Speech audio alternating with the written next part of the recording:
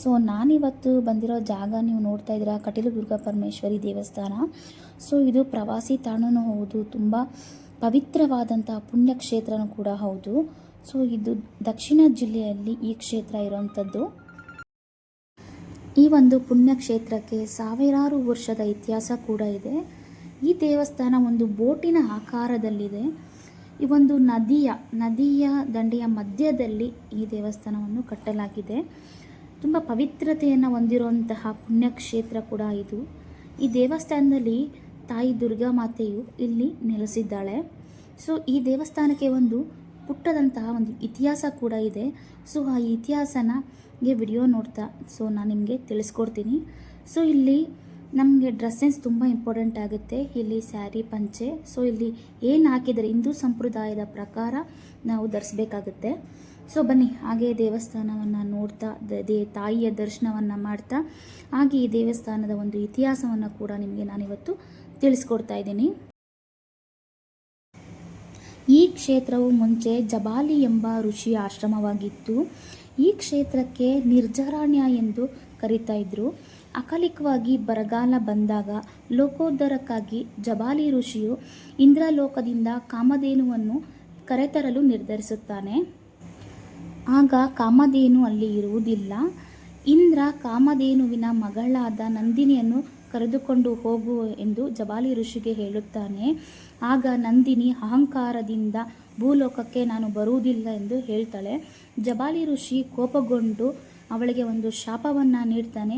ನೀನು ಭೂಲೋಕದಲ್ಲಿ ಜೀವನ ಪರ್ಯಂತವಾಗಿ ನದಿಯಾಗಿ ನೀನು ಹರಿಯಬೇಕು ಎಂದು ಹೇಳ್ತಾನೆ.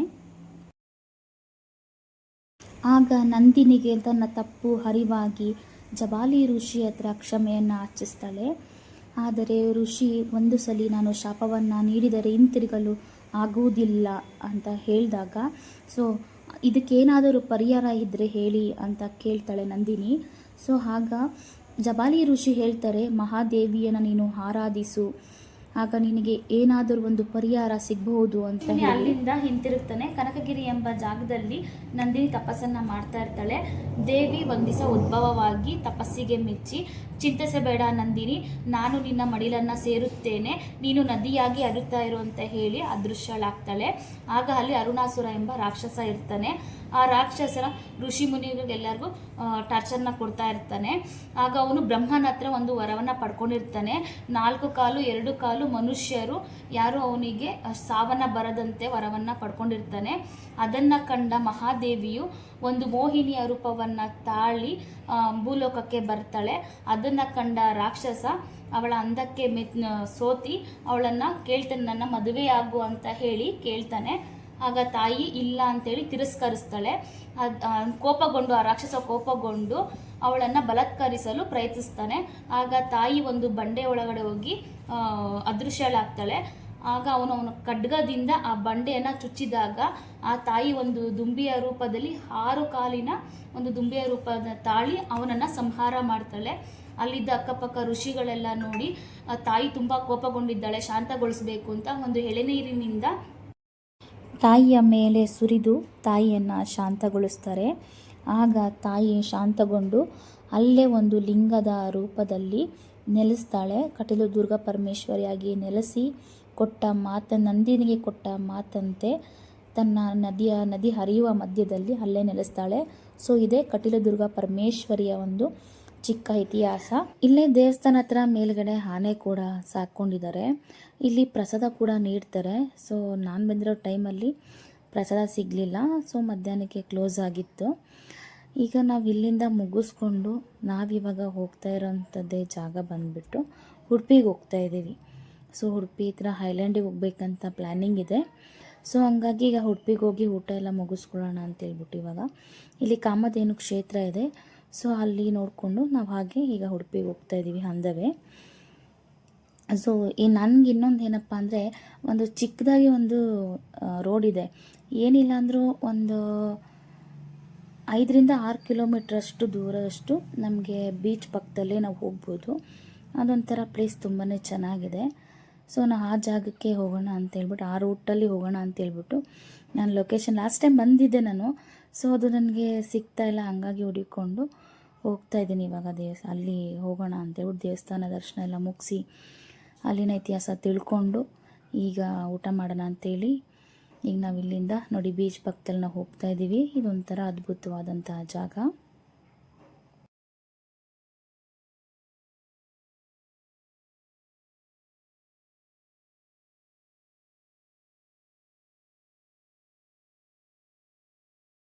ಏನು ಒಳ್ಳೆ ಅದ್ಭುತವಾಗಿರೋ ಜಾಗ ಅಲ್ವಾ.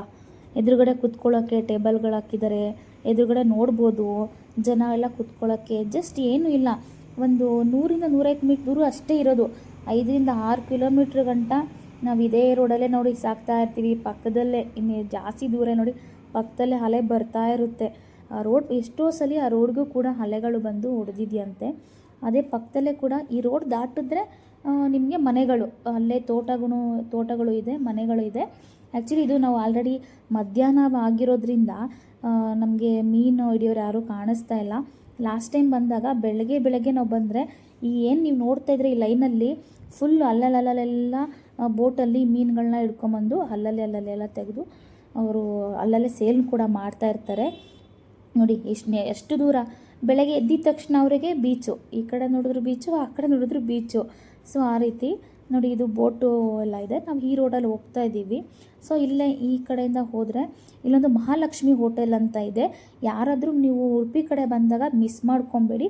ಮಹಾಲಕ್ಷ್ಮಿ ಹೋಟೆಲ್ ಅಂತ ನಿಮಗೆ ಲೊಕೇಶನ್ ಹಾಕಿದ್ರೆ ಸಿಗುತ್ತೆ. ಇಲ್ಲಂತೂ ನಿಮಗೆ ಜಸ್ಟ್ ಜಾಸ್ತಿ ರೂಪಾಯಿ ಏನಂತ ಏನಿಲ್ಲ. ಒಂದು ನಿಮಗೆ ಟೋಟಲಾಗಿ 120 ರೂಪಾಯಿ ಕೊಟ್ಟರೆ ಒಂದು ಫುಲ್ ಮೀಲ್ ಸಿಗ್ಬಿಡುತ್ತೆ. ನಿಮಗೆ ಎಷ್ಟು ಬೇಕಾದರೂ ರೈಸ್ ಹಾಕ್ತಾರೆ. ಒಂದೊಂದು ಫಿಶ್ಶು ನಿಮಗೆ 100 ರೂಪಾಯಿಗೆ 150 ರೂಪಾಯಿಗೆ ಎಲ್ಲ 2 ಫಿಶ್ಶು ಮತ್ತು ಚಿಕನ್ನು ಸುಕ್ಕ ಎಲ್ಲ ಥರ ಫಿಶ್ಶು ಸಿಗುತ್ತೆ. ಇಲ್ಲಿ ಸೀ ಫುಡ್ಡಲ್ಲಂತೂ ತುಂಬಾ ಟೇಸ್ಟಿಯಾಗಿರೋಂತಹ ಒಳ್ಳೆ ಊಟ ಅಂತ ಹೇಳ್ಬೋದು. ನನಗಂತೂ ಇಲ್ಲಿ ಬಂದಾಗೆಲ್ಲ ಮಿಸ್ ಮಾಡ್ಕೊಳ್ಳಲ್ಲ, ನೀವು ಮಿಸ್ ಮಾಡ್ಕೋಬೇಡಿ. ನೆಕ್ಸ್ಟ್ ಟೈಮ್ ಬಂದಾಗ ಇಲ್ಲಿ ಪ್ರಾನ್ಸು, ಕ್ರ್ಯಾಬು ಎಲ್ಲ ಥರ ಸಿಗುತ್ತೆ. ನಾನು ಮತ್ತು ಕ್ರ್ಯಾಬು, ಪ್ರಾನ್ಸು ಎಲ್ಲ ತೊಗೊಂಡ್ವಿ. ತುಂಬಾ ಚೆನ್ನಾಗಿತ್ತು. ಸೊ ನನಗಂತೂ ಫಿಶ್ ಅಂತೂ ಫೇವ್ರೇಟ್ ಅಲ್ವಾ. ಸೊ ಬನ್ನಿ ನೆಕ್ಸ್ಟ್ ಇವಾಗ ನಾನು ಐಲ್ಯಾಂಡ್ಗೆ ಹೋಗ್ತಾ ಇದ್ದೀನಿ. ಐಲ್ಯಾಂಡ್ಗೆ ಹೋಗಬೇಕು ಅಂತಂದರೆ ನೀವು ನೆಕ್ಸ್ಟ್ ವೀಡಿಯೋದಲ್ಲಿ ನೋಡಬೇಕಾಗುತ್ತೆ. ಸೊ ಅಲ್ಲಿವರೆಗೂ ನೆಕ್ಸ್ಟ್ ವೀಡಿಯೋ ಸಿಗೋಣ. ನಿಮಗೆ ಏನಾದರೂ ಈ ವಿಡಿಯೋ ಇಷ್ಟ ಆಗಿದ್ದರೆ ಲೈಕ್ ಮಾಡಿ, ಶೇರ್ ಮಾಡಿ, ಕಮೆಂಟ್ ಮಾಡಿ. ಹಾಗೆ ನನ್ನ ಚಾನಲ್ನ ಇನ್ನೂ ಯಾರೆಲ್ಲ ಸಬ್ಸ್ಕ್ರೈಬರ್ ಮಾಡ್ಕೊಂಡೆ ನೋಡ್ತಾ ಇದ್ದೀರಾ ಅವರು ಸಬ್ಸ್ಕ್ರೈಬರ್ ಮಾಡ್ಕೊಳ್ಳಿ. ನೆಕ್ಸ್ಟ್ ವೀಡಿಯೋ ಸಿಗ್ತೀನಿ. ಅಲ್ಲಿವರೆಗೂ ಬಾಯ್.